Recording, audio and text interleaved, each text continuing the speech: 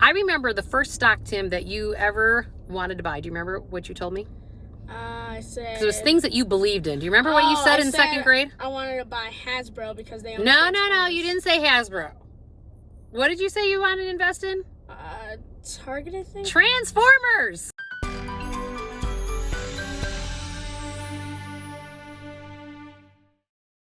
Hey, what's going on, everybody? We are going to talk kids and money today with my kid. Everybody, welcome to me. Hey.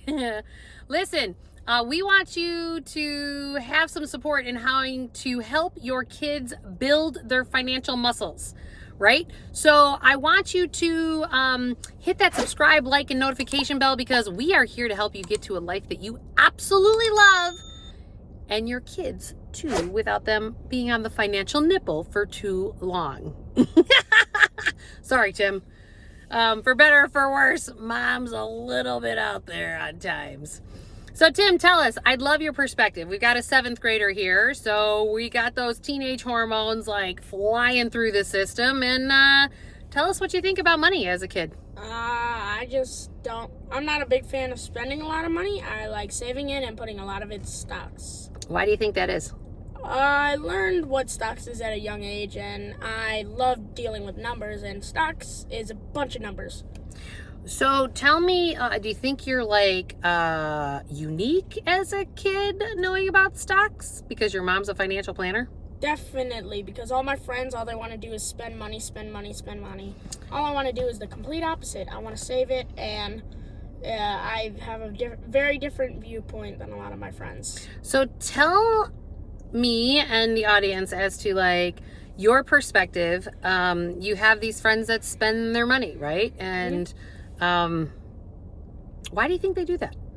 A lot of them do it to get attention. Like my friend, he bought a fake diamond with like gold around it. It's fake. It was like $10, but he wanted to look flashy, so he brought it to school. It was like a necklace with a little diamond looking thing on it. It looked pretty cool, but it was all it was flashy. It was cheap, but he just wants to spend money to seem flashy.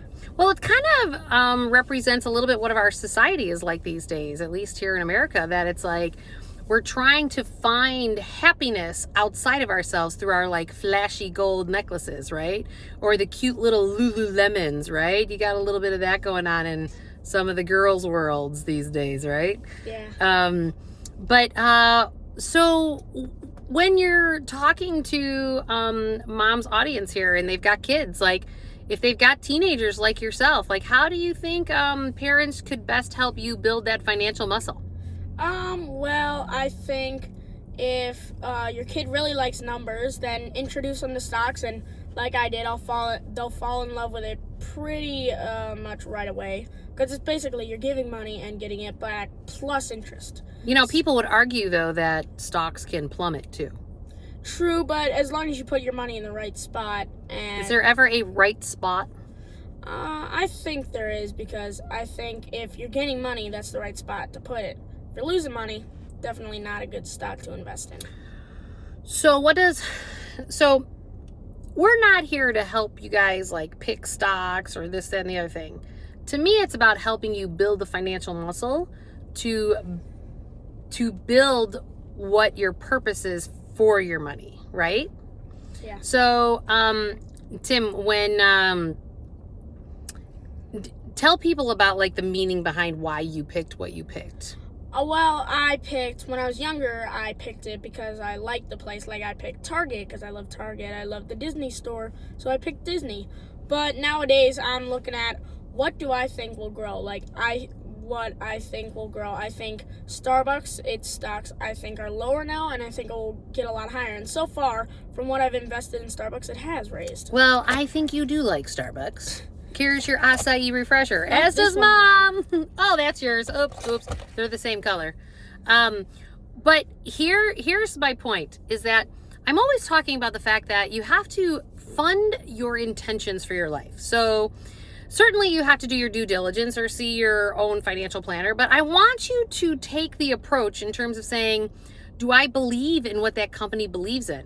let me give you an example. So I always say that there's offense and defense with your financials, right? So investment products or savings accounts, things that cause your volume of money to build, right, to accumulate, is your offense, your financial offense.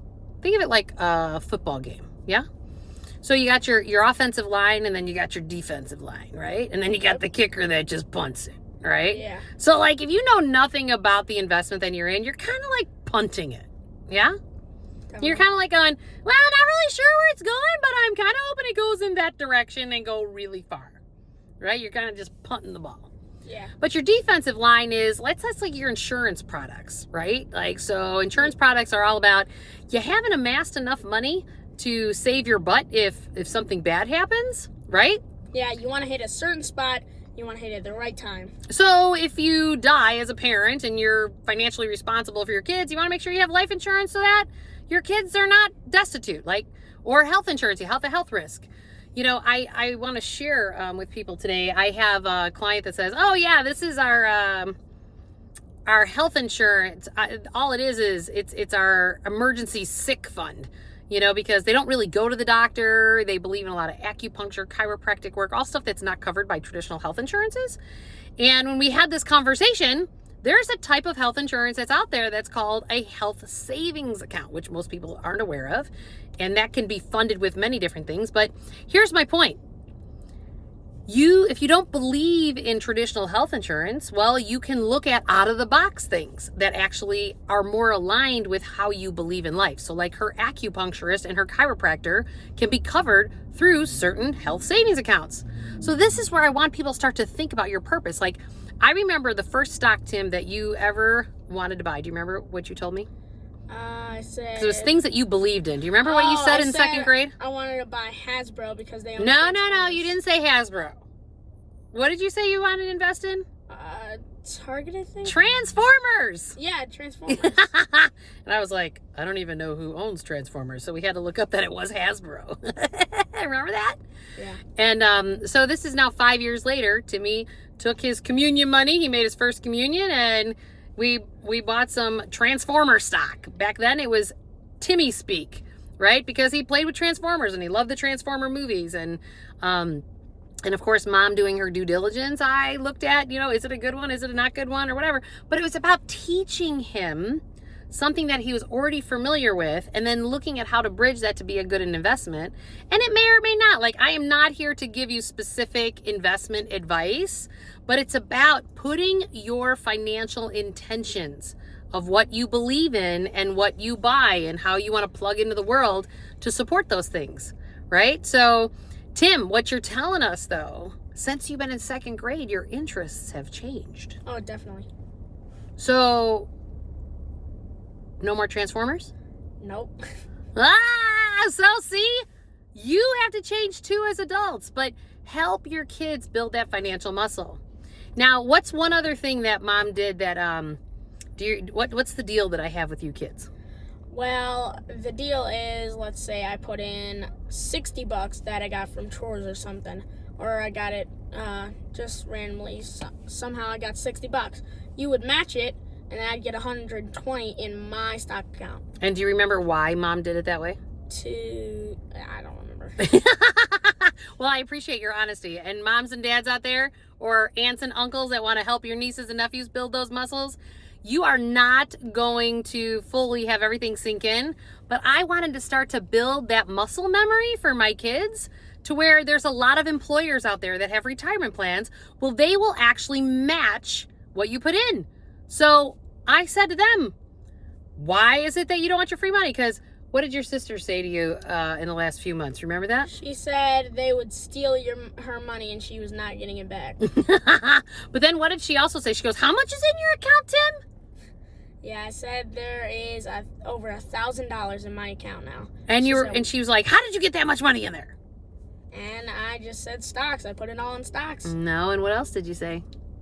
I was smart with my money. Well, I do chores at Dad's house, and then Mom matches it, and I put it in the account. Like, why aren't you doing that? You're like, duh, right? Yeah, I'll probably get $30, or I get $1 per day I help lock up the house. So about 2 months, I'll get probably $30 to $60. Then put that in stock. I got $60 to $120 in stocks. Right. And his account just keeps growing and growing and growing and growing. Now, that may or may not be the solution for you and your family, but it's about the fact that I want the kids to build their muscles to that when their employer's giving them the retirement plans, when they're 21 years old, launching out of college, that they're like, oh, I'm at least going to do that in my 20s, because then I get free money, because just like, oh, mom gave me free money, so I want to get free money. Right? And then invest in things that are your intentions. Help your kids build the muscle of understanding if they love certain things, and, look into it with your advisor or do your research and see if things are the right thing for you or not, and fund what you love. Tim, what other advice do you have for anyone who's sitting here trying to help their young teens or teenagers to build their financial muscles? I would say just make sure you get your kids into stocks, because it's a big builder, and it starts the building blocks for financial success. So, and I would say that that's not necessarily stocks, right? Because stocks may or may not be right for people, but maybe it's about the fact that get into the habit of carving money and building it and accumulating it. That it doesn't have to be all about what did you say all your friends are like? They all like spending it and like being flashy. Yep.